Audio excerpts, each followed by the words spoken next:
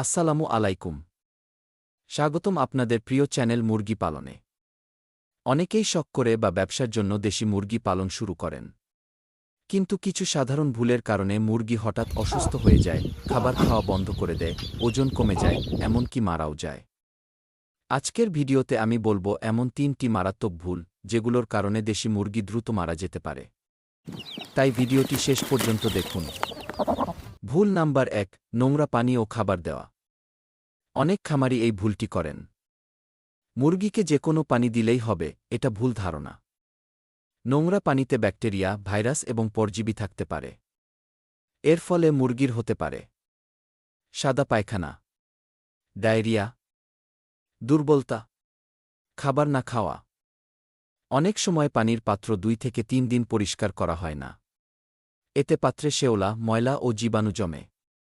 সমাধান: প্রতিদিন পরিষ্কার পানি দিন। পানির পাত্র ধুয়ে নিন। পুরনো খাবার ফেলে দিন। ভেজা খাবার দেবেন না। মনে রাখবেন, ভালো খাবার, পরিষ্কার পানি, সুস্থ মুরগি। ভুল নাম্বার 2, বেশি ঠান্ডা বা বেশি গরম পরিবেশ। আবহাওয়া মুরগির জন্য খুব গুরুত্বপূর্ণ। বাচ্চা বা বড় দেশি মুরগি অতিরিক্ত ঠান্ডা বা গরম সহ্য করতে পারে না। ঠান্ডা লাগলে লক্ষণ: ঝিমানো, এক জায়গায় জড়ো হয়ে থাকা, খাবার কম খাওয়া, শ্বাসকষ্ট। গরমে লক্ষণ: হাঁ করে শ্বাস নেওয়া, ডানা ছড়িয়ে রাখা, পানি বেশি খাওয়া। অনেকেই খামারে ভেন্টিলেশন রাখেন না। সমাধান: ঘর শুকনা রাখুন। বাতাস চলাচল নিশ্চিত করুন। গরমে ফ্যান বা পর্যাপ্ত বাতাস। ঠান্ডায় বাচ্চাকে হিট দিন। ভুল নাম্বার 3, অসুস্থ মুরগিকে আলাদা না করা। এটা খুব ডেঞ্জারাস ভুল। একটা মুরগি অসুস্থ হলে সেটাকে যদি বাকিদের সাথে রাখা হয়, তাহলে রোগ দ্রুত ছড়িয়ে যায়।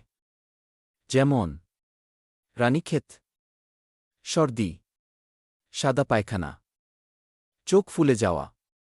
একটা অসুস্থ মুরগি পুরো ফ্লক আক্রান্ত করতে পারে। কি করবেন? অসুস্থ মুরগি সঙ্গে সঙ্গে আলাদা করুন। আলাদা খাবার ও পানি দিন। প্রয়োজন হলে ভেট ডাক্তার দেখান।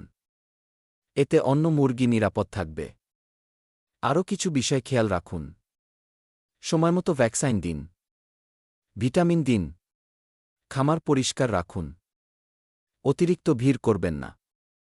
আজকের ভিডিওতে আমরা জানলাম 3টি ভুল: 1, নোংরা পানি ও খাবার; 2, বেশি ঠান্ডা বা গরম; 3, অসুস্থ মুরগি আলাদা না করা।